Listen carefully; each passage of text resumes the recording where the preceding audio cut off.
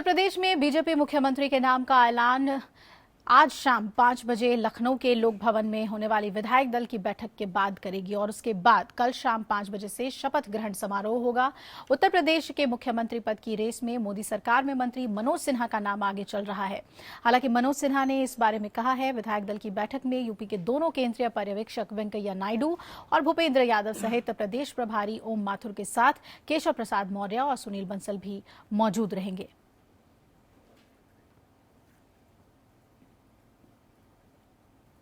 तो इस वक्त जो नाम सबसे आगे चल रहा है वो है मनोज सिन्हा का। हालांकि वो बचते नजर आए पूछने पर कि क्या वाकई में मुख्यमंत्री पद के नाम पर उनके नाम पर मुहर लग गई है, इससे बचते नजर आए। लेकिन ये माना जा रहा है कि यूपी में पर्यवेक्षकों के पहुंचने के बाद जिस नाम पर मुहर लगी है वो रेल राज्य मंत्री मनोज सिन्हा का है।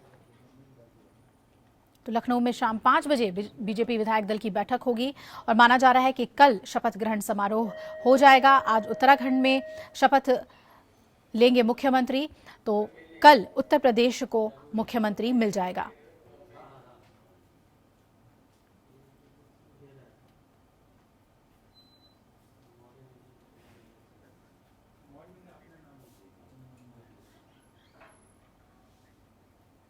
तो उत्तर प्रदेश चुनाव में प्रचंड बहुमत के बाद अब सूबे में नई सरकार के शपथ ग्रहण की तैयारियां शुरू हो गई हैं। शपथ ग्रहण समारोह रविवार को लखनऊ के स्मृति उपवन में होगा और इस भवन का निर्माण पूर्व मुख्यमंत्री मायावती ने 2007 में करवाया था। स्मृति उपवन में होने वाला ये पहला शपथ ग्रहण समारोह होगा और अभी तक यहाँ किसी भी मुख्यमंत्री ने शपथ नहीं ली है।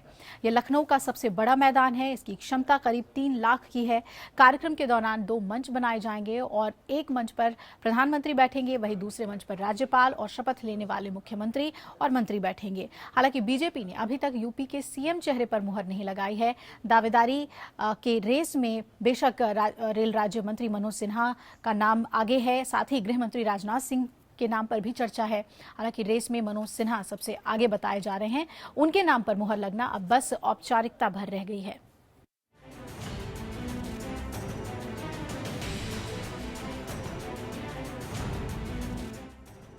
गाजीपुर से सांसद मनोज सिन्हा का यूपी के मुख्यमंत्री पद की रेस में सबसे आगे रहना कई लोगों के लिए कुछ हद तक चौंकाने वाली बात है। कभी विधानसभा चुनाव नहीं लड़ने वाले और कैमरे से ज्यादा काम पर फोकस करने वाले मनोज सिन्हा यदि यूपी के मुख्यमंत्री बनते हैं तो उनकी इस दावेदारी के पीछे कई खासियतें हैं जो उन्हें बीजेपी सरकार का सबसे अलग मंत्री और नेता बनाती है। 23 साल की उम्र में बीएचयू छात्र संघ के अध्यक्ष का चुनाव जीतकर सक्रिय राजनीति में उतरने वाले मनोज सिन्हा इस वक्त रेल राज्य मंत्री हैं। मनोज सिन्हा की सबसे बड़ी ताकत उनकी साफ सुथरी छवि है।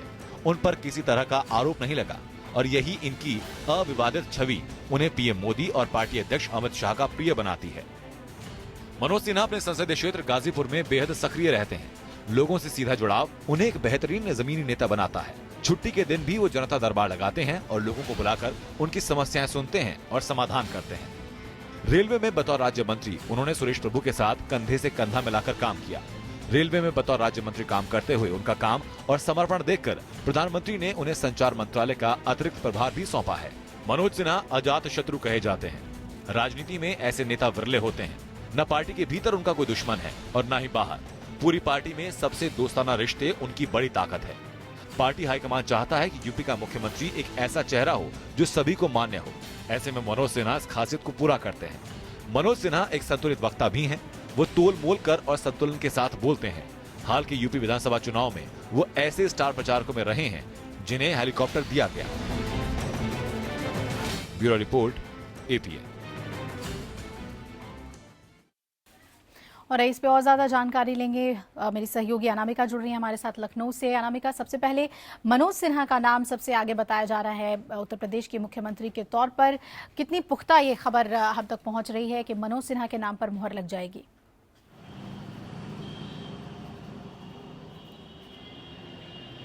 अभिलाषा, सवाल दोहराएं अपना। जी अनामिका, जानना चाहेंगे मनोज सिन्हा के नाम पे मुहर लग जाएगी, इस खबर में कितना दम है? देखिए अभिलाषा, वैसे तो अगर बात किया जाए सीएम फेस के लिए जितने भी चेहरे अब तक सामने आए हैं या फिर दावेदारी जिनकी पेश की जा रही है उसमें मनोज सिन्हा सबसे ज़्यादा प्रबल दावेदार माने जा रहे हैं। क्योंकि एक तो राजनाथ सिंह का नाम जिस तरह से आगे चल रहा था वो गृह मंत्री हैं। इसके अलावा अगर बात किया जाए तो ये बात और है कि वो उत्तर प्रदेश के मुख्यमंत्री रह चुके हैं, उनका अनुभव जो है उत्तर प्रदेश में वो ज़्यादा है। लेकिन फिलहाल बीजेपी के लिए अगर बात की जाए तो ये कहा जा रहा है कि राजनाथ सिंह के पास बड़ी जिम्मेदारी है और उनको वहाँ से मूव करवाना कहीं ना कहीं ये मनोहर पर्रिकर के बाद ये एक बड़ा स्टैंड होगा जो बीजेपी लेने की मूड में नहीं है। इसके अलावा केशव प्रसाद मौर्य के साथ भी कुछ ऐसा ही है, जहाँ पे जातिगत आंकड़ों को देखते हुए बीजेपी को ये लग रहा है कि केशव प्रसाद मौर्य को आगे लाना कहीं ना कहीं कि एक वर्ग विशेष के लोगों को नाराज करना होगा। मनोज सिन्हा एक ऐसे चेहरे के तौर पर सामने आ रहे हैं जिनके लिए किसी को भी नाराजगी नहीं होगी और एक सर्वमान्य नेता के तौर पर मनोज सिन्हा सबसे आगे आ रहे हैं। इसके अलावा अगर बात किया जाए तो केंद्रीय कैबिनेट में मनोज सिन्हा को प्रमोशन में मिला है उनके कामकाज को देखते हुए, और बीजेपी फिलहाल 19 को अगर टारगेट करके चल रही है तो बीजेपी को सिर्फ एक ऐसा ही मुख्यमंत्री चाहिए जो कम से कम 19 तक कामकाज का एक ऐसा रोड मैप तैयार करे, एक ऐसा ब्लूप्रिंट तैयार करे जिसको लेकर के 19 में कम से कम बीजेपी उत्तर प्रदेश में जो उनकी सीटें 73 सीटें हैं वो बरकरार रहे, बल्कि इससे भी ज़्यादा बढ़कर के आए। तो यहाँ पे मनोज सिन्हा सबसे ज़्यादा प्रबल दावेदार दिखाई देते हैं। पूर्वांचल के नेता हैं, पूर्वांचल में सबसे ज़्यादा सीटें मिली हैं बीजेपी को, लिहाजा बीजेपी ये मन बना रही है। लेकिन देखना ये होगा क्योंकि आज शाम को 5 बजे की बैठक बुलाई गई है बीजेपी की लोक भवन में और वहीं पर सभी विधायक जो है वो अपना नेता चुनेंगे। ये बात और है कि कहीं ना कहीं ये भी खबर है कि वेंकैया नायडू और भूपेंद्र यादव विधायकों को एक मैसेज ज़रूर देंगे कि ऊपर लेवल पर ये नाम तय किए गए हैं, 2 या 3 नाम तय किए गए हैं। अब आप बताइए कि आपकी क्या इच्छा है, क्या मर्जी है, या आपको क्या लगता है कौन से इन 3 नामों में से कौन सा एक चेहरा सामने लाया जाए। तो इतना तो ज़रूर है अभिलाषा कि विधायकों की भावना का पूरा ख्याल रखा जाएगा, उनकी इच्छा पूछी जाएगी कि वो किसके सानिध्य में काम करना चाहते हैं। लेकिन इतना ज़रूर भी कहा जा रहा है कि ऊपर से भी 2-3 नाम चुन करके रखे गए हैं विकल्प के तौर पर कि ये 2-3 नाम विधायकों के सामने रखे जाएं। इसके बाद विधायक अपना फैसला सुनाएंगे या अपने सुझाव देंगे या अपने सलाह देंगे। आज शाम तक कम से कम उत्तर प्रदेश को अपना 32वां मुख्यमंत्री मिल जाएगा, ये ज़रूर साफ है। जी बिल्कुल, और इसके लिए तमाम तैयारी भी हो रही है। अगर हम स्मृति पार्क की बात करें अनामिका, तो कहा जाता है कि मायावती के कार्यकाल में ये बना था, सबसे बड़ा पार्क है, बहुत ज़्यादा वहाँ लोगों के पहुँचने की उम्मीद जताई जा रही है बीजेपी की तरफ से। किस तरह की भव्य तैयारी है? देखिए अभिलाषा, बिल्कुल बेशक लखनऊ में अगर बात किया जाए तो कुछ पार्क जो बहुत बड़े हैं जिनकी संख्या सिमटने की बहुत ज़्यादा है वो उसमें एक स्मृति उपवन है। हर साल लखनऊ महोत्सव उसमें लगता है और साल 2007 में मायावती के कार्यकाल में इस पार्क को बनाया गया था।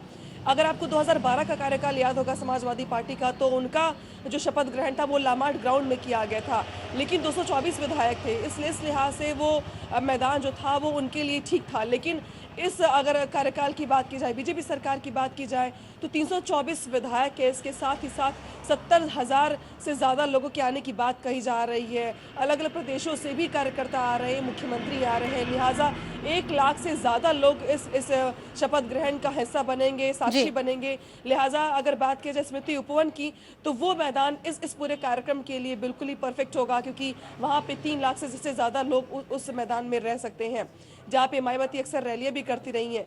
इसके अलावा अगर बात किया जाए अभिलाषा, तो 2 मंच वहाँ बनाए जा रहे हैं। एक मंच खास तौर पर प्रधानमंत्री मोदी के लिए होगा, दूसरा मंच जो होगा वो उन लोगों के लिए होगा जो जहाँ पे सारे विधायक बैठेंगे और शपथ ग्रहण करने के लिए मुख्यमंत्री खुद मौजूद होंगे। पीएम मोदी के मंच पर सारे जो वीवीआईपी होंगे, जो अलग अलग प्रदेश के मुख्यमंत्री भी आ रहे हैं चूंकि शपथ ग्रहण में, तो वो पीएम मोदी के साथ आएंगे। प्रधानमंत्री मोदी पूरे 1.5 घंटे लखनऊ में मौजूद रहेंगे, ऐसा बताया जा रहा है। साथ ही साथ बुलेट प्रूफ गाड़ी में बैठ करके मुख्यमंत्री जो भी होंगे, जिनका भी नाम आज शाम को तय किया जाएगा, वो उस बुलेट प्रूफ गाड़ी में उस मैदान तक पहुंचेंगे, मंच तक पहुंचेंगे। भव्य तैयारियां की जा रही हैं और बेशक 14 साल के बाद बीजेपी का वनवास उत्तर प्रदेश में खत्म हुआ है, लिहाजा एक बड़े जश्न का मौका है अभिलाषा। और खास ये भी है कि आज ही के दिन प्रदेश अध्यक्ष की ओर से और पार्टी के अलगमान नेताओं की ओर से पूरे प्रदेश में ये संदेश दिया गया है कि बूथ स्तर पर जो कार्यकर्ता है वो आज के दिन को विजय दिवस के रूप में मनाएं। बिल्कुल, विजय दिवस इधर मनाएंगे अनामिका, जैसा कि आप बता रही हैं। तो दूसरी तरफ आज विधायक दल की बैठक के बाद नाम का भी ऐलान हो जाएगा और जैसा कि आपने भी चर्चा में कहा कि मनोज सिन्हा सीएम की रेस में सबसे आगे बताए जा रहे हैं और यूपी की राजधानी लखनऊ पर पूरे देश की नजर रहेगी आज। हालांकि सियासी आपाधापी के बीच मनोज सिन्हा आज सुबह सुबह वाराणसी के काल भैरव मंदिर पूजा करते नजर आए और काल भैरव को काशी का कोतवाल माना जाता है। ऐसे में ये सवाल उठना लाजमी है कि कहीं मनोज सिन्हा यूपी का कोतवाल बनने के लिए आशीर्वाद मांगने तो नहीं गए थे। अनामिका, जानना चाहेंगे आपसे कि क्या काल भैरव जाकर दर्शन करना ये एक बड़ा इशारा है कि मनोज सिन्हा को जिम्मेदारी दे दी गई है, सिर्फ अब नेपथ्य से उन्हें आगे आना है आज की बैठक के बाद, और फिर मंत्रिमंडल को लेकर भी आज की बैठक में सारी औपचारिकताएं पूरी हो जाएंगी शपथ ग्रहण के लिए? देखिए विलासा, दो बातें यहाँ पर दिखाई दे रही है। एक तो ये कि किस तरह से मनोज सिन्हा का नाम आगे किया गया और क्यों बाकी नाम पीछे जा रहे हैं। केशव प्रसाद मौर्य से जब ये पूछा गया तो अमित शाह ने सीधे तौर पर उनको जिम्मेदारी दे दी कि आप जिस पर उंगली रखेंगे या जिसको चुनेंगे वही उत्तर प्रदेश का मुख्यमंत्री होगा। तो ऐसे में केशव प्रसाद मौर्य अपना नाम नहीं लेंगे, ये बिल्कुल तय है। राजनाथ सिंह से जब सवाल पूछा गया सीएम पद को लेकर के तो वो भी नानुकुर करते रहे और साफ तौर पर वो उन्होंने अपनी बात नहीं रखी। सुरेश खन्ना से जब ये सवाल पूछा गया तो उन्होंने कहा कि वो इस रेस में है ही नहीं। आदित्यनाथ से जब ये सवाल पूछा गया तो उन्होंने कहा कि पार्लियामेंट्री बोर्ड तय करेगी मुख्यमंत्री का चेहरा। तो अब तक सिर्फ एक मनोज सिन्हा ही ऐसे हैं जिन्होंने ना हाँ बोला है ना बोला है। और बीजेपी का ये एक परंपरा भी ये रही है अभिलाषा कि जो भी मुख्यमंत्री होते हैं वो स्वीकार नहीं करते हैं आखिरी वक्त तक कि मुख्यमंत्री वही होंगे। और जो एक प्रोसेस है बीजेपी के भीतर, जहाँ पे बीजेपी ये हमेशा से ये बताती रही है कि हमारे यहाँ कोई एक अलग मान नहीं है, हमारे यहाँ एक लोकतांत्रिक माहौल है और लोकतंत्र में हम हर विधायक की राय लेते हैं मुख्यमंत्री चुनने से पहले। ये बात और है कि पार्टी आलकमान की ओर से जो नाम तय किए जाते हैं वो बताया जाता है, मैसेज कन्वे किया जाता है कि पसंद प्रधानमंत्री की या राष्ट्रीय अध्यक्ष की ये है, इसके बाद विधायक अपनी बात बताए। दूसरी बात यहाँ पे खास ये अभिलाषा कि हमारे पास मनोज सिन्हा का शेड्यूल भी आ गया है। उस शेड्यूल के लिहाज से मनोज सिन्हा आज वाराणसी में होंगे, देर शाम वो अपने गृह क्षेत्र गाजीपुर भी पहुंचेंगे। गाजीपुर से इसके बाद वहाँ पे उनकी कुछ लोकल प्रोग्राम्स लगे हुए हैं जिनको उनको अटेंड करना है। इसके बाद कल का जो उनका शेड्यूल है वो न्यू दिल्ली का दिया हुआ है। ये बहुत ही हैरान करने वाली बात है। हालांकि ये जो डीएम को, गाजीपुर के डीएम को जो शेड्यूल भेजा गया है उसमें पूरा प्रोग्राम मेंशन किया गया, इसमें लखनऊ का जिक्र कहीं नहीं किया गया है। लेकिन अब कयास ये लगाए जा रहे हैं कि क्या उनके पास सब कुछ ऊपर लेवल पे तय हो गया है और सिर्फ उनको एक आदेश नहीं मिला है कि आप लखनऊ जाइए। अगर ऐसा है तो हो सकता है कि कल ही मनोज सिन्हा को लखनऊ आना पड़े जल्दबाजी में, या फिर ये भी हो सकता है कि जो शेड्यूल आया है हमारे पास उसमें लखनऊ का नाम मेंशन ना करके नई दिल्ली का नाम मेंशन किया गया है ताकि मीडिया में इस तरह की बातें सबसे पहले सामने ना आए।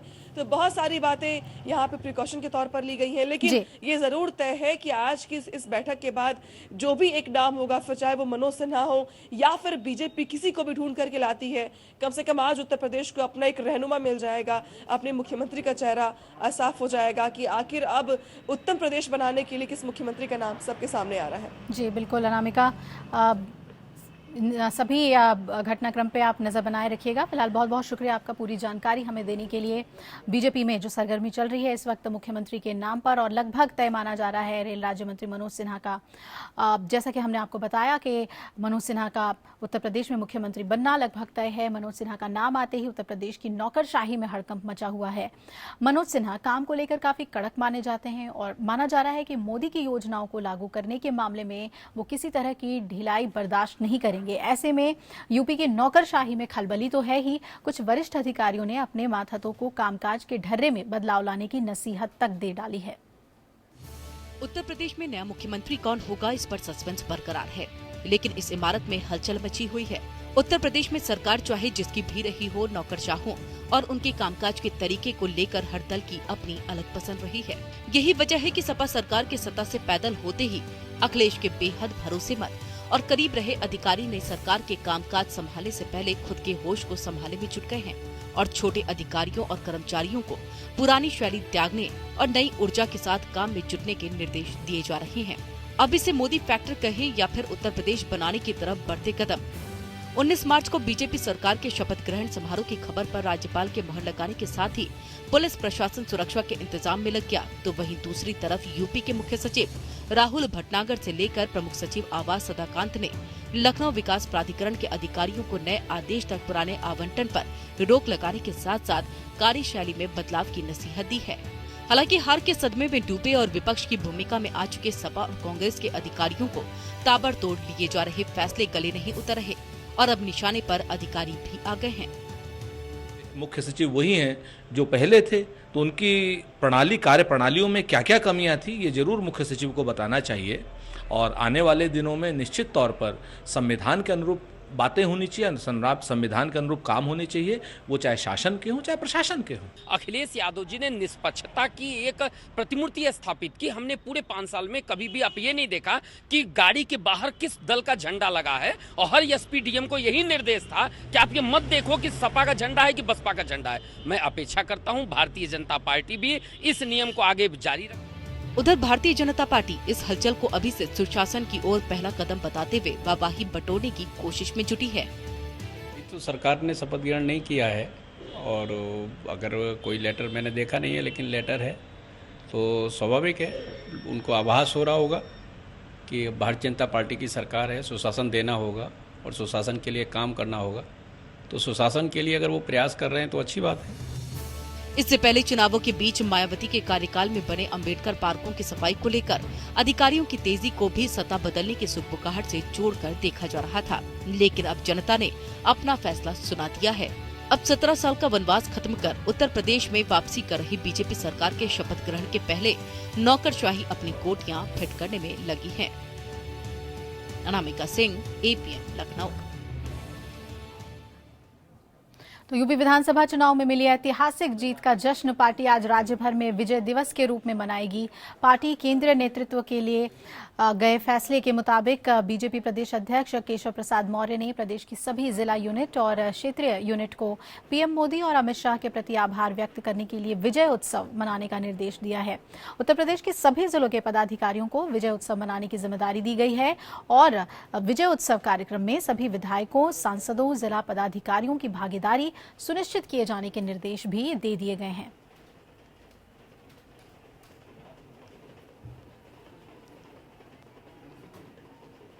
Minimum government and maximum governance के स्लोगन के साथ देश की सत्ता संभालने वाली बीजेपी अब यूपी की सत्ता संभालने जा रही है। ऐसे में बीजेपी बड़े बदलाव के रूप में संविधान के 74वें संशोधन को यूपी में लागू करने पर विचार कर सकती है। संविधान का ये संशोधन स्थानीय निकायों को सशक्त बनाता है, जिससे वो शहरी इलाकों में सुविधाओं को बेहतर करने के लिए खुद फैसले लेने में सक्षम हो सके। बीजेपी के प्रवक्ता चंद्रमोहन का मानना है कि इससे निकाय स्वावलंबी होंगे और जनता को बेहतर सुविधाएं मिलेंगी।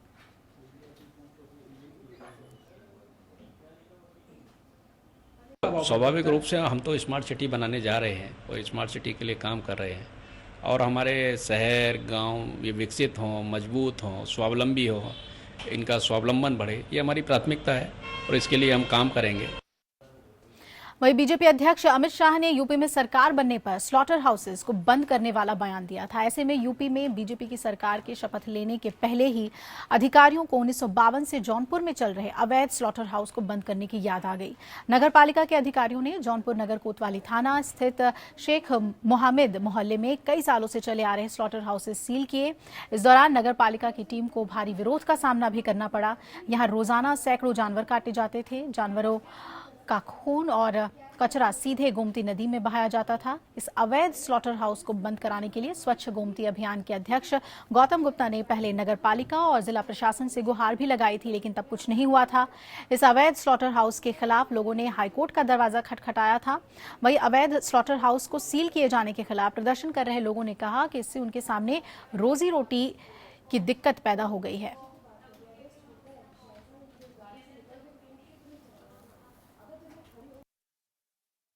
जब नगर पालिका द्वारा हमको लाइसेंस दिया गया है, हमको तमाम व्यवस्था दी गई है, तो हम कैसे अवैध माने। यहाँ पर हेल्थ सर्टिफिकेट बन रहा है, यहाँ पे नजूल, यहाँ पर मासूल अदा किया जा रहा है और उनकी निगरानी में होता है, और वो हमको लाइसेंस भी दिए हैं और ये बार बार अफवाह फैलाई जा रही है। तो हमारे जो उत्तर प्रदेश प्रदूषण नियंत्रण बोर्ड के आदेशानुपालन में इसको जो है हम लोग गए, वहाँ पे जो है नगर पालिका इसको सीज कर दिया। आपत्ति जो है जन स्वास्थ्य को लेकर थी, तो उसके आधार पर जो इन्होंने हमें प्रदूषण नियंत्रण बोर्ड ने हमें जो है आदेश दिया, हम इसको बंद कर दिए।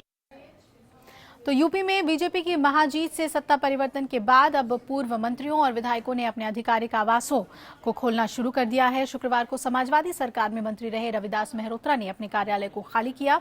रविदास मेहरोत्रा का कार्यालय खाली करना चर्चा का विषय बन गया है। दरअसल उनके कार्यालय के मेन गेट पर जो ताला लगा है उस पर मोदी मैजिक लिखा है। उत्तर प्रदेश में चुनाव परिणाम आने के बाद पूर्व विधायकों ने अपने सरकारी आवास को खाली करना शुरू कर दिया है। सपा के कई विधायकों ने सरकारी आवास पर अपना बोरिया बिस्तरा समेटना शुरू कर दिया। सपा के पूर्व विधायक रविदास मेहरोत्रा ने भी अपना सामान बांधना शुरू कर दिया है और वो सरकारी आवास को खाली कर रहे हैं। यूपी में नई सरकार का गठन 19 मार्च को होना है, जिसके बाद नए विधायकों और मंत्रियों को उनके नए आवास आवंटित किए जाएंगे। तमाम वो विधायक जो इस बार चुनाव हार चुके हैं और उन्होंने अखिलेश सरकार में मंत्री पद संभाला, वो अपने घर खाली कर रहे हैं। लेकिन यहाँ गौर करने वाली बात ये है कि सरकारी आवास खाली होने के बाद इसमें जो ताला लगाया गया वो चर्चा का विषय बन गया है। इस पूरे मामले में खास बात ये है कि विधायक आवास खाली होने के बाद जो ताले इन पर लगाए जा रहे हैं वो अलीगढ़ के हैं, जिन पर लिखा है मोदी मैजिक ताला, डबल लॉकिंग। ऐसा ही एक ताला सपा विधायक और अखिलेश सरकार के मंत्री रविदास मेहरोत्रा के सरकारी आवास पर भी लगाया गया। बहरहाल ये ताले बीजेपी के समर्थकों के चेहरे पर जरूर मुस्कान ला सकते हैं, लेकिन इन तालों पर लिखा मोदी मैजिक हारने वाले विधायकों की मायूसी की एक बड़ी वजह जरूर है। इस चुनाव में सपा को काफी बुरी हार का सामना करना पड़ा और ऐसे में इस तरह के ताले निसंदेह इन नेताओं के जख्मों पर मिर्च छिड़कने का काम कर रहे हैं। अनामिका सिंह, लखनऊ, APN। यूपी चुनाव में बीजेपी को प्रचंड बहुमत मिलने के बाद से बाकी सियासी दलों में घटनाक्रम तेजी से बदल रहे हैं। ऐसे में सबसे ज्यादा उठापटक बीएसपी में दिख रही है। मायावती के खास रहे पूर्व मंत्री कमलकांत गौतम और ओएसडी रहे गंगाराम अंबेडकर सहित सैकड़ों कार्यकर्ताओं ने पार्टी छोड़ दी है। इन लोगों ने पार्टी की सुप्रीमो मायावती पर मिशन से भटकने का आरोप लगाया है। उत्तर प्रदेश की सियासी जमीन पर मिशन 2017 का खेल खत्म होने के बाद भी सियासी हलकों में घटनाक्रम तेजी से बदल रहा है। ऐसे में सबसे तेजी से बहुजन समाज पार्टी में तब्दीली देखने को मिल रही है। चुनाव से पहले ही कई पुराने सिपहसालार ने मायावती के कार्यशैली पर सवालिया निशान लगाते हुए पार्टी को गुड बाय कह दिया था, जिसके बाद से बसपा सुप्रीमो ने कई बार प्रेस से मुखातिब होकर इस मसले पर अपनी राय रखी है। वहीं आज की अगर बात करें तो कभी मायावती के खास रहे पूर्व ओएसडी गंगाराम अंबेडकर ने भी मायावती पर मूवमेंट से भटक जाने का आरोप लगाते हुए पार्टी छोड़ दिया। इस दौरान उनके साथ पूर्व मंत्री कमलकांत गौतम समेत सैकड़ों कार्यकर्ता भी मौजूद थे। हम लोग की बात को ज़्यादा प्रभाव नहीं माना जा रहा है, तो मैंने तो 6 साल पहले ही जब मैं चीफ कोऑर्डिनेटर था तो रखा था बात, पूरा प्रदेश जानता है। अब 12 घंटे के अंदर मुझे चेन्नई भेजा गया, लेकिन हमने हमारा नेता है, हमारे निर्देश का पालन करें। आज ही पालन करने के मैं तैयार हूँ। अब मैं पूरे समाज को आह्वान किया हूँ कि हम लोग एक होंगे, एक होकर सारे जो 2009, 2012, 2014, 2017 में जो हानि हुई है इसकी पूर्ति करने का हम लोग प्रयास करेंगे। वहीं दूसरी तरफ बसपा सुप्रीमो मायावती ने भाजपा पर आरोप लगाते हुए कहा कि बीजेपी वाले ऐसी अफवाह फैला रहे हैं जैसे बसपा खत्म हो गई है। ये बीजेपी के लोग खासकर मीडिया के जरिए यहाँ आए दिन बीएसपी के बारे में गलत बयानबाजी भी काफी कर रहे हैं। ऐसा बता रहे हैं जैसे बीएसपी खत्म हो गई है, और इसके लिए ये लोग इन वर्गों में से खास तौर से दलितों, आदिवासियों और अन्य पिछड़े वर्गों में से अपने दलालों को ही ज्यादातर इस्तेमाल कर रहे हैं। उत्तर प्रदेश की सियासत में सत्ता का सेमीफाइनल खत्म हो जाने के बाद भी रोज दिन अलग अलग रूप दिख रहे हैं, तो वहीं बसपा में चल रहा सियासी घमासान कहीं इनके मूवमेंट के साथ मिशन 2019 में भी इनके लिए दिक्कत न पैदा कर दे। विक्रम मिश्रा, APN, लखनऊ। और इधर झारखंड बीजेपी के प्रभारी त्रिवेंद्र सिंह रावत उत्तराखंड के नए मुख्यमंत्री होंगे। आज शपथ ग्रहण लेंगे। उन्हें देहरादून में बीजेपी विधायक दल का नेता चुना गया है। इस दौरान केंद्रीय नेता धर्मेंद्र प्रधान, JP नड्डा और श्याम जाजू के अलावा बीजेपी के सभी 57 विधायक मौजूद थे। वहीं त्रिवेंद्र सिंह रावत ने कहा कि PM मोदी की तरह ही उनकी भी प्राथमिकता गरीबी उन्मूलन और भ्रष्टाचार मुक्त सरकार की होगी। RSS के प्रचारक से लेकर संगठन मंत्री रह चुके त्रिवेंद्र सिंह रावत उत्तराखंड में नए मुख्यमंत्री होंगे। देहरादून की डोईवाला विधानसभा सीट से उन्होंने कांग्रेस के वरिष्ठ नेता हीरा सिंह बिष्ट को हराया है। रावत बीजेपी के राष्ट्रीय अध्यक्ष अमित शाह के करीबी भी हैं।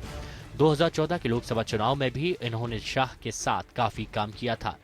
लोकसभा चुनावों में शाह यूपी के प्रभारी थे तो रावत सह प्रभारी। तब बीजेपी को 80 में 71 सीटें मिली थी, जबकि उसकी सहयोगी पार्टी अपना दल ने 2 सीटें जीती थीं।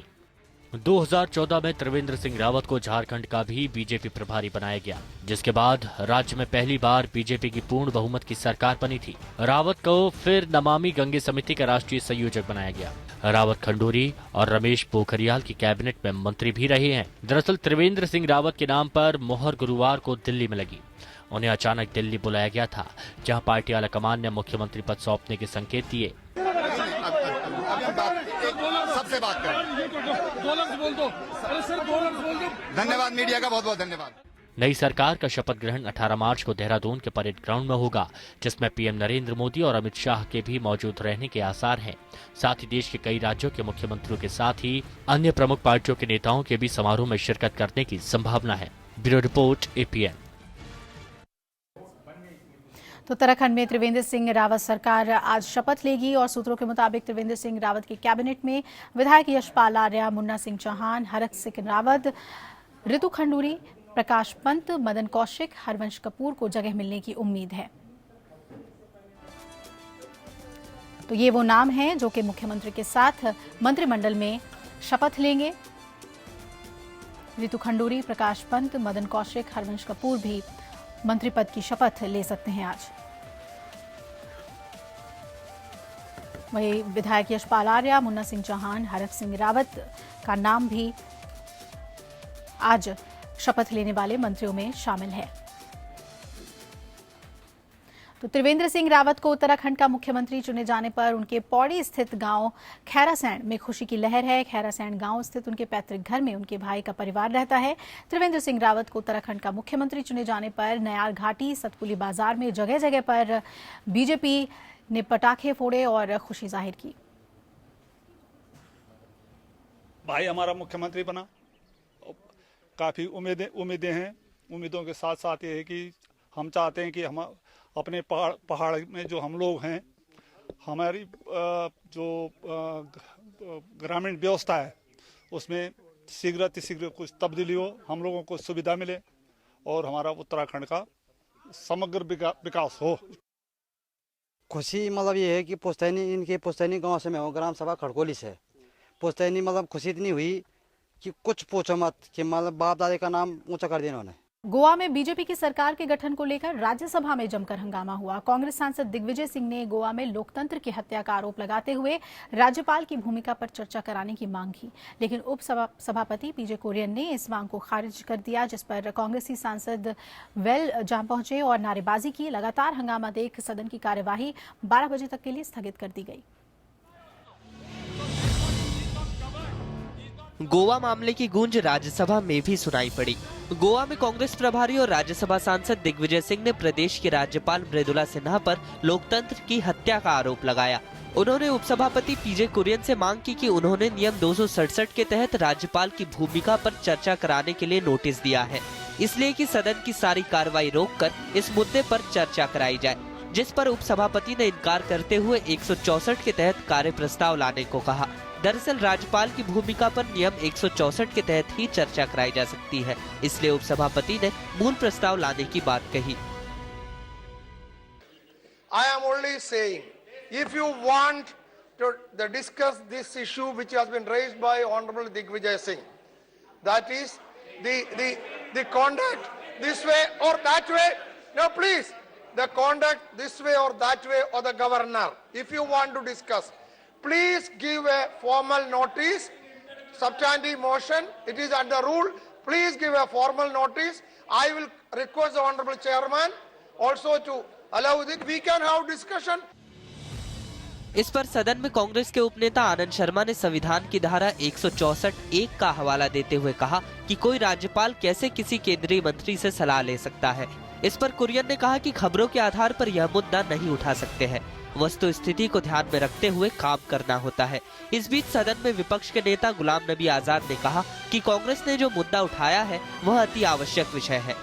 एक राज्यपाल कैसे किसी केंद्रीय मंत्री से अनुमति लेगा, लेकिन उपसभापति ने चर्चा की अनुमति नहीं दी। वहीं भाजपा नेता मुख्तार अब्बास नकवी ने कहा कि सरकार इस मुद्दे पर चर्चा करने को तैयार है। अगर कांग्रेस विशेष प्रस्ताव लेकर आती है तो हम चर्चा करने के लिए तैयार हैं। इस पर कांग्रेसी सांसद राजी नहीं हुए। उन्होंने तुरंत राज्यपाल की भूमिका पर चर्चा की मांग को लेकर नारेबाजी शुरू कर दी। दिग्विजय सिंह की मांग को कांग्रेस के अन्य नेताओं ने भी राज्यसभा में अपना समर्थन दिया। कांग्रेस के नेता गुलाम नबी आजाद, आनंद शर्मा ने भी इस मुद्दे पर चर्चा की मांग की। इन तमाम नेताओं ने इस मांग को लेकर उपसभापति के वेल में जाकर अपनी मांग को रखा। इन लोगों ने लोकतंत्र की हत्या बंद करो के नारे लगाए।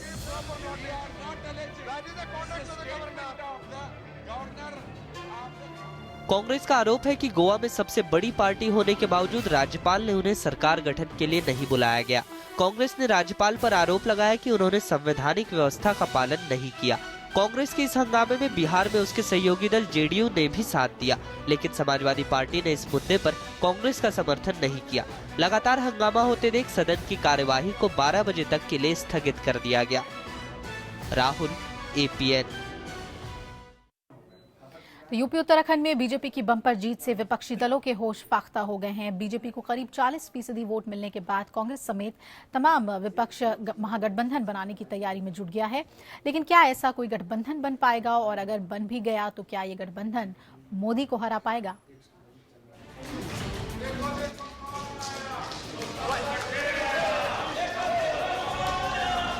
मोदी समर्थकों का ये नारा गुजरात विधानसभा से अब संसद तक पहुंच गया है। बीजेपी के मोदी रूप को समझा पाना विपक्ष के लिए भी आसान नहीं रहा। यूपी और उत्तराखंड में ऐतिहासिक जीत दर्ज करने और गोवा और मणिपुर में सरकार बनाने के बाद मोदी के नेतृत्व वाला एनडीए और ताकतवर बनकर उभरा। इस हार और बीजेपी के घनघोर वार के बाद कांग्रेस के होश पस्त हो चुके हैं। 2004 के आम चुनाव से पहले भी कुछ ऐसा ही नजारा था। अटल बिहारी वाजपेयी के करिश्माई नेतृत्व और शाइनिंग इंडिया अभियान की वजह से एनडीए अपराजय नजर आ रहा था, लेकिन एनडीए के खिलाफ सोनिया गांधी की अगुवाई में बनाया गया संयुक्त प्रगतिशील गठबंधन चुनाव जीत गया। मनमोहन सिंह के नेतृत्व वाली यूपीए सरकार ने सत्ता में 2 कार्यकाल भी पूरे किए। अब एक बार फिर मोदी की अगुवाई वाली बीजेपी ने विपक्षी दलों में दहशत पैदा कर दी है।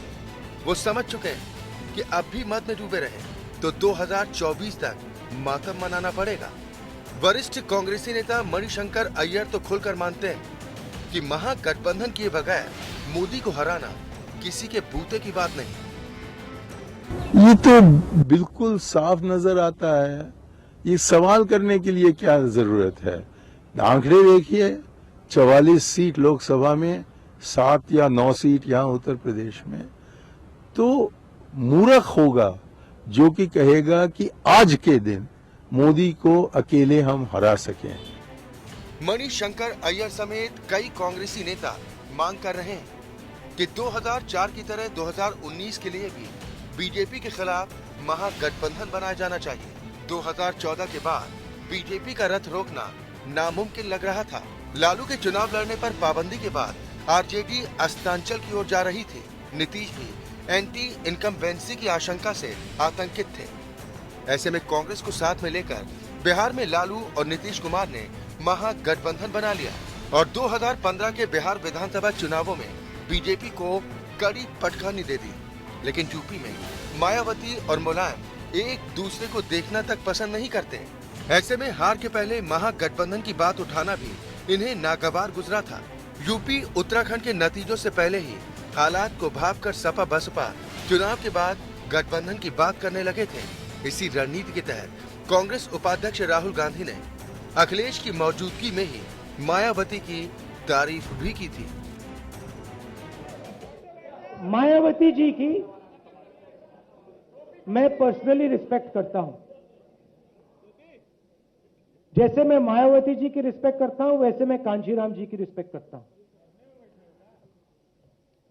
बीएसपी ने भी यूपी में सरकार चलाई, उन्होंने गलतियां की, मगर मेरा पर्सनल रिस्पेक्ट मायावती जी के लिए बिल्कुल इंटैक्ट है। सपा बसपा की पहेली हल होने के बाद कांग्रेस पार्टी अपना वजूद बचाने के लिए सपा बसपा, आरजेडी, जेडीयू, तृणमूल कांग्रेस, केरल कांग्रेस, एआईएडीएमके और वाम दलों को जोड़ने की जीतोड़ कोशिश करेगी। लेकिन कल तक यूपी के साथ रहे लोक जनशक्ति पार्टी के नेता रामविलास पासवान का कहना है कि गठबंधन के बावजूद मोदी के मुकाबिल खड़े हो पाना असंभव है। नरेंद्र मोदी के अश्वमेध को रोकने के लिए महागठबंधन की जरूरत है। नहीं, देखिए एक कहावत है, हम कोई कांग्रेस के ऊपर में नहीं कटाक्ष कर रहे हैं, किसी के ऊपर में नहीं कटाक्ष कर रहे हैं, लेकिन एक कहावत है कि 100 लंगड़ा मिलाकर के एक पहलवान नहीं होता है। जाहिर है कि पासवान का बयान समाजवादियों के मिजाज से अलग नहीं है। सपा बसपा की तरह तृणमूल और वाम दलों के बीच भी सांप नेवलों के से रिश्ते महागठबंधन के लिए एक बड़ी अड़चन है। वामपंथ को पश्चिम बंगाल की सत्ता इतनी प्यारी रही है कि उसके गम से वो अभी तक नहीं उबर पाए। ऐसे में महागठबंधन के लिए दोनों को साथ लाना बेहद मुश्किल है। और सबसे बड़ी बात तो ये है कि इस गठबंधन का नेता कौन होगा। कांग्रेस को राहुल से कुछ कम गवारा नहीं, तो विपक्षी दलों को अब उन पर भरोसा नहीं रहा। वहीं मोदी और नोटबंदी की तारीफ करने वाले नीतीश पर भरोसा कर कांग्रेस उन्हें गठबंधन का नेता बनाएगी, इस पर भी संदेह है। राहुल पर राय न बन पाने की सूरत में कांग्रेस ममता को आगे बढ़ा रही है, लेकिन ममता और नीतीश दोनों एक दूसरे से खुद को बड़ा नेता मानते हैं। मजे की बात तो ये है कि इंदिरा गांधी के वक्त पर मजबूत कांग्रेस को गिराने के लिए 1977 में विपरीत विचारधारा वाले दल भी एकजुट हुए थे। वहीं 1989 में राजीव गांधी के वक्त भी वीपी सिंह की अगुवाई में क्या वाम क्या दक्षिण सब सीधे या फिर अप्रत्यक्ष रूप से राष्ट्रीय मोर्चे के साथ थे। लेकिन सत्तारूढ़ दल के खिलाफ खड़े होने वाले ऐसे गठबंधन बहुत कामयाब नहीं रह पाए। 1996 में भी समाजवादियों ने कहीं की ईंट कहीं का कुनबा जोड़कर 2 बार सरकार बनाई, लेकिन वो सरकार टिक नहीं पाई, न ही कांग्रेस ने उन्हें टिकने ही दिया। ऐसे में प्रधानमंत्री मोदी की रणनीति ने धर्म और जातियों का नया वोट बैंक खड़ा कर कांग्रेस और समाजवादियों को पैदल कर दिया है। गैर मुस्लिम अल्पसंख्यक, गैर यादव पिछड़े और गैर जाटव दलितों के बल पर बीजेपी अगले 10 साल तक के लिए खड़ी हो चुकी है। नोटबंदी से कांग्रेस मुक्त भारत को बहुत ताकत मिली है। साथ ही कांग्रेस समेत पूरे विपक्ष की रसदबंदी भी हो गई है। ऐसे में 2024 तक चुनौती देने वाला चमत्कारी पुरुष दूर दूर तक नजर नहीं आ रहा। अंशुमान त्रिपाठी, एपीएन। और आइए बात कर लेते हैं महाराष्ट्र की, जहां फडणवीस सरकार आज विधानसभा में वित्तीय वर्ष 2017-18 का बजट पेश करेगी। वित्त मंत्री सुधीर मुनगंटीवार विधानसभा में बजट पेश करेंगे, जबकि विधान परिषद में वित्त राज्य मंत्री दीपक केसरकर बजट पेश करेंगे। सत्र के दौरान प्रदेश सरकार राज्य में बैलगाड़ी दौड़ की अनुमति देने संबंधी विधेयक भी पेश करेगी। मुख्यमंत्री देवेंद्र फडणवीस ने संबंधित विभाग को बैलगाड़ी दौड़ पर विधेयक तैयार करने के निर्देश दिए हैं।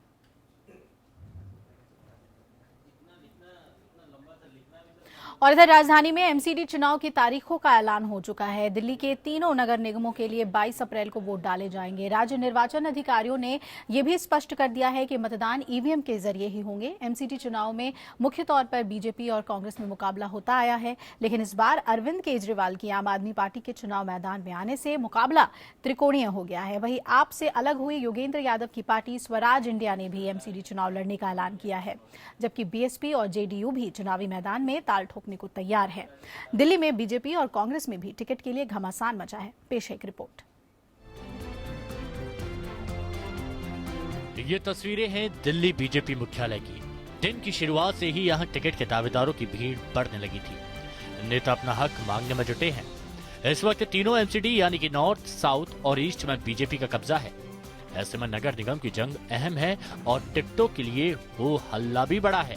पार्टी का बहुत ही अच्छा फैसला है और ये इतना अच्छा फैसला है कि इसकी हर जगह प्रशंसा हो रही है कि जो भी नए आदमी हैं, नए जो युवा चेहरे आएंगे वो आगे पार्टी को और आगे बढ़ाएंगे।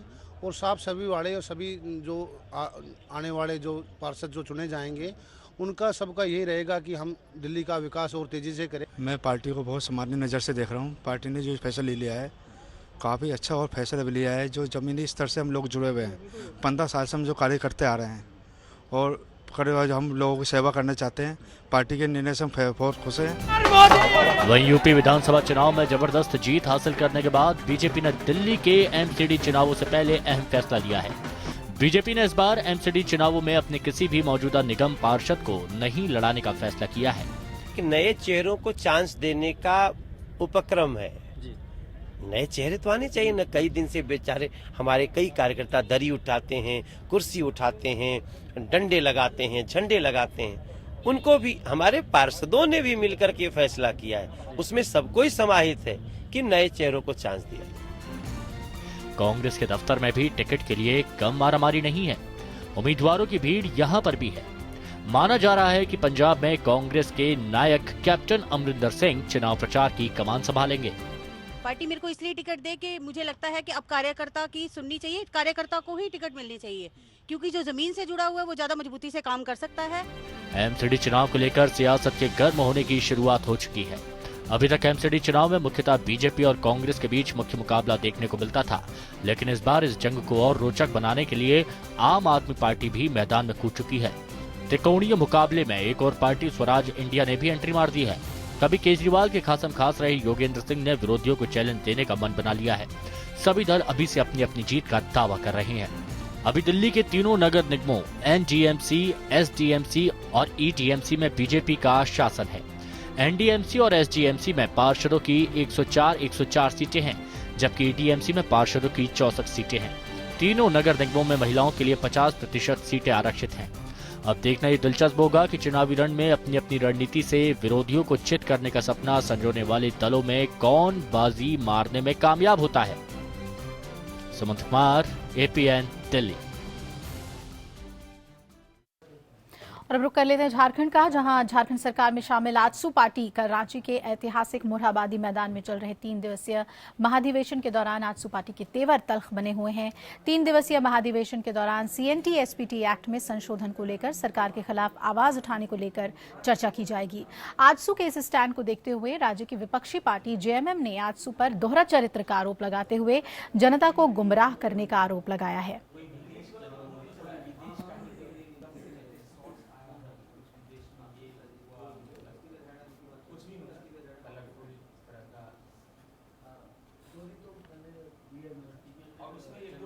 तो सीएनटी एसपीटी एक्ट को लेकर आजसू में तल्खी बनी हुई है। सख्त तेवर देखने को मिल रहे हैं। महाधिवेशन पार्टी करने जा रही है मोरहाबादी मैदान में। दूसरी तरफ बीजेपी सरकार को समर्थन भी मिला हुआ है आजसू का, इसलिए जेएमएम के नेता आरोप लगा रहे हैं कि दोहरा चरित्र अपना रही है आजसू।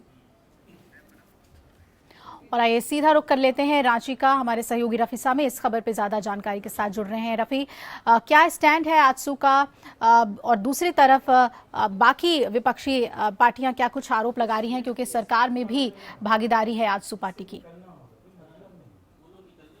जी, झारखंड की अगर महत्वपूर्ण खबरों की बात करें तो झारखंड सरकार में शामिल आजसू पार्टी का महाधिवेशन रांची के ऐतिहासिक मोरहाबादी मैदान में चल रहा है, जिसमें पार्टी विस्तार के साथ साथ आजसू पार्टी इस महाधिवेशन में झारखंड सरकार के द्वारा लिए गए निर्णय, चाहे वो स्थानीय नीति लागू करने की बात हो या फिर सीएनटी एसपीटी एक्ट में संशोधन करके विधेयक पारित करने की बात हो, इसके खिलाफ भी चर्चा की बात कर रही है अधिवेशन के दौरान।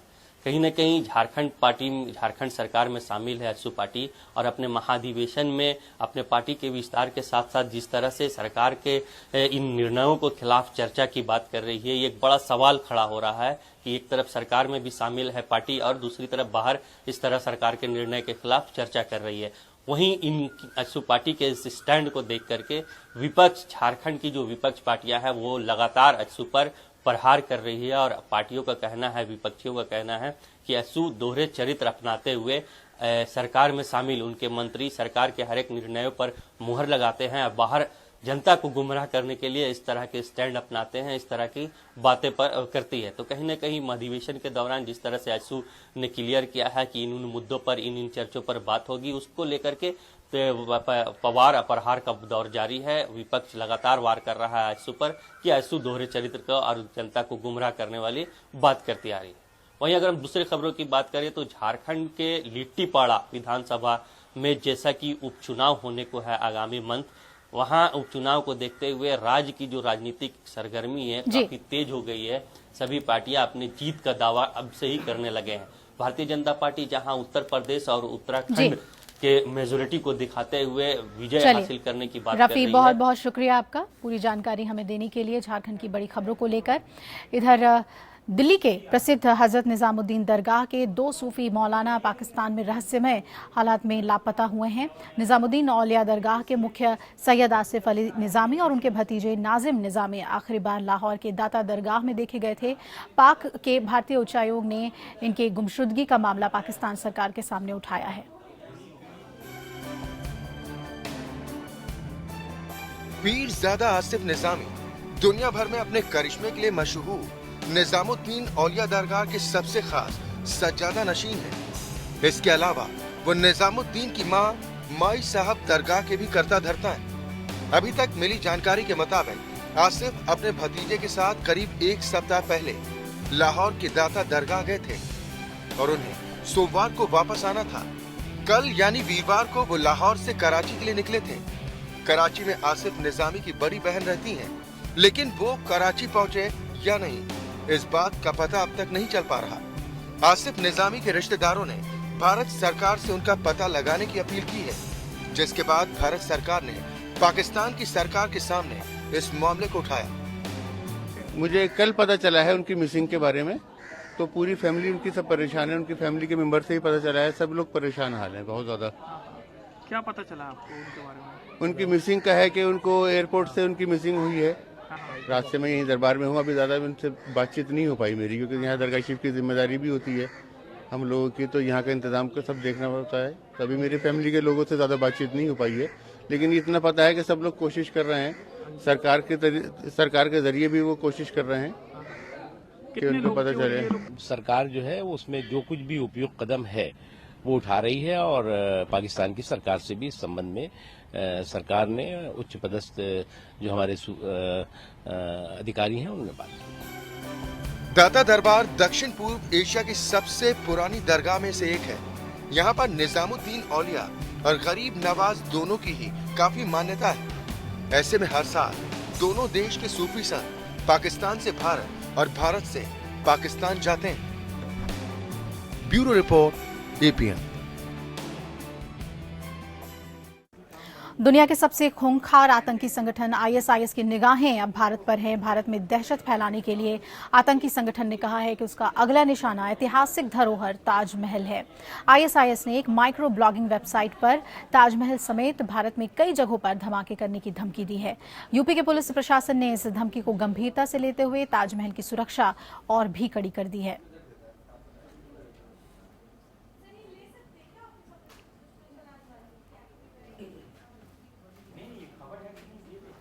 न्यायालय से आंख मिचौली करना एटा के एसडीएम नथु प्रसाद पांडे को भारी पड़ गया। डकैती मामले की सुनवाई कर रही अदालत ने एसडीएम को जेल भेज दिया है। एसडीएम खुद के खिलाफ कोर्ट में चल रहे परिवाद मामले में गैर जमानती वारंट जारी हो जाने के बाद 4 साल बाद कोर्ट में हाजिर हुए थे। उनकी जमानती अर्जी पर आज सुनवाई होगी। एसडीएम के खिलाफ बांदा बबेरू तहसील के आहार गांव निवासी भगवान दास पटेल ने 2008 में मुकदमा दर्ज कराया था। तब वो बबेरू इलाके में तहसीलदार के पद पर थे। एसडीएम के खिलाफ बांदा बबेरू तहसील में आहार गांव निवासी भगवान दास पटेल ने अपने घर की दीवार गिराकर दुकान में रखे सामान को ले जाने और अपनी पत्नी को लात घूंसों से पीटने के आरोप लगाए थे।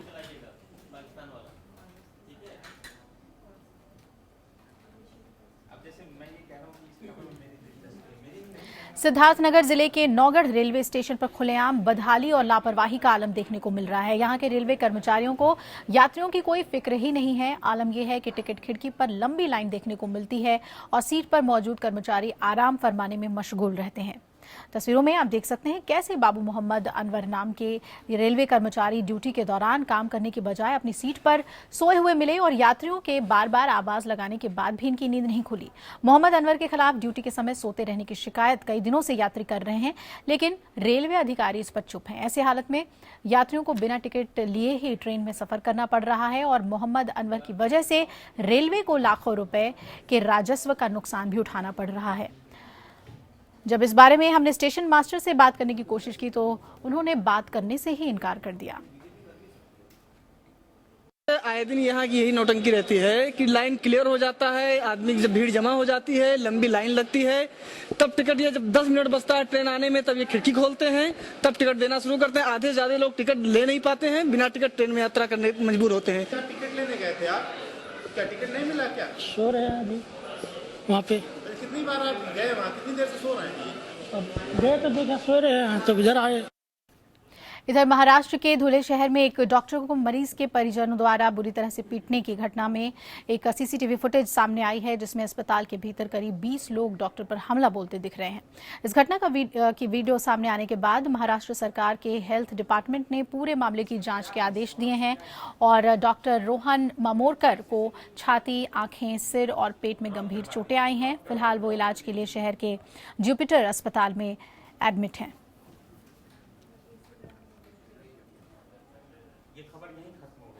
पाकिस्तान में हिंदुओं पर अत्याचार की खबरें तो आपने अक्सर सुनी होंगी, लेकिन एक ऐसा वीडियो सामने आया है जो आपको चौंका देगा। इस वीडियो में साफ नजर आ रहा है पाकिस्तान में वहां के प्रधानमंत्री नवाज शरीफ के सामने गायत्री मंत्र गूंज रहा है। जैसा कि आप वीडियो में देख सकते हैं, पाकिस्तान के प्रधानमंत्री नवाज शरीफ के सामने एक युवती गायत्री मंत्र का पाठ कर रही है। सोशल मीडिया में वायरल हो रहे इस वीडियो में नवाज शरीफ गायत्री मंत्र का पाठ खत्म होने पर तालियां बजाकर हौसला अफजाई भी करते नजर आए। दरअसल ये वीडियो मंगलवार को कराची में होली के मौके पर हुए हिंदू समुदाय के एक समारोह का है, जिसमें नवाज शरीफ भी पहुंचे थे। तो वहीं पर उनके सामने गायत्री मंत्र का पाठ किया गया। समारोह में नवाज ने कहा कि जबरन धर्मांतरण और दूसरे धर्मों के पूजा स्थलों को नुकसान पहुंचाना पाकिस्तान और इस्लाम में अपराध है।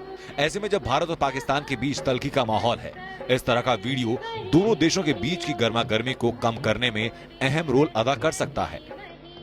Bureau report, APN. और इसी के साथ वेकअप जिंदगी में फिलहाल इतना ही। आप जुड़े रहिए हमारे साथ, खबरें लगातार जारी हैं। नमस्कार।